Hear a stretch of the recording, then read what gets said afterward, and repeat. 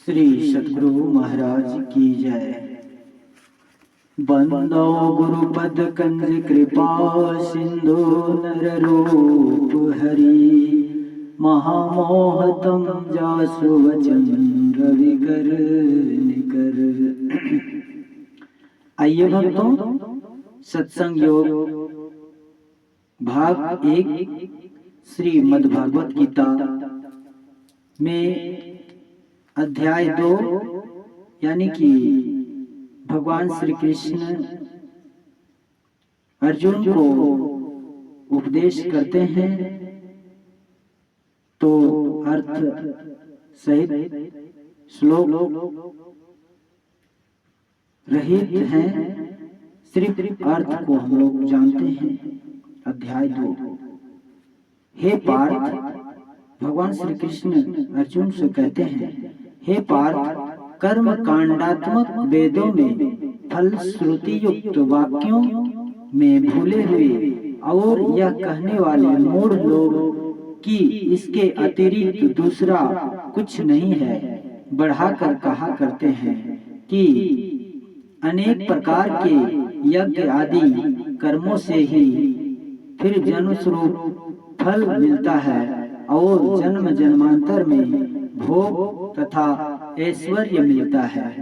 स्वर्ग के पीछे पड़े हुए काम्य बुद्धि वाले लोग उल्लेखित भाषण की ओर ही उनका मन आकर्षित हो जाने से भोग और ऐश्वर्य में गर्क रहते हैं।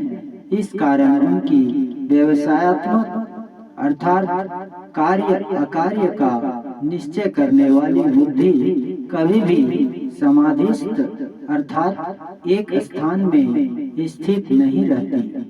हे अर्जुन, कर्म कांडात्मक वेद इस रीति से त्रैगुण की बातों से भरे पड़े हैं, इसलिए तू निस्त्रैगुण्य अर्थात त्रिगुणों से अतीत नित्य सततत्वस्थ और सुख दुख आदि इन द्वंद्वों से अलिप्त हो एवं योगक्षेम आदि स्वार्थों में न पड़कर आत्मनिष्ठ हो। चारों ओर पानी की बाढ़ आ जाने पर कुएं का जितना अर्थ या प्रयोजन रह जाता है अर्थात कुछ भी काम नहीं रहता, उतना ही प्रयोजन ज्ञान प्राप्त ब्राह्मण को सब कर्मकांडात्मक वेद का रहता है, अर्थात सिर्फ काम्य कर्म रूपी वैदिक कर्मकांड की उसे कुछ आवश्यकता नहीं रहती। कर्म करने मात्र का तेरा अधिकार है, फल मिलना या न मिलना कभी भी तेरे अधिकार अर्थात ताबे में नहीं।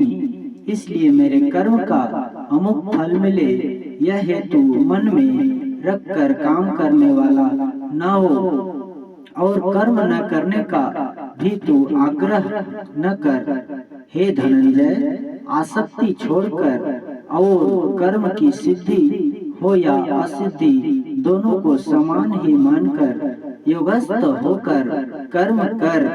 कर्म के सिद्ध होने या निष्फल होने में रहने वाली समता को मनोवृत्ति को ही कर्म योग कहते हैं और जो साम्य बुद्धि से युक्त हो जाए वह इस लोक में पाप और पुण्य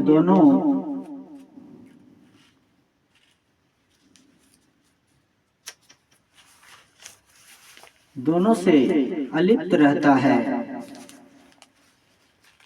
अतएव योग का आश्रय कर पाप पुण्य से बचकर कर्म करने की चतुराई कुशलता या युक्त को ही कर्म योग कहते हैं। नाना प्रकार के वेद वाक्यों से घबराई हुई तेरी बुद्धि जब समाधि वृत्ति में स्थिर और निश्चल होगी तब यह साम्य बुद्धि रूप योग तुझे प्राप्त होगा।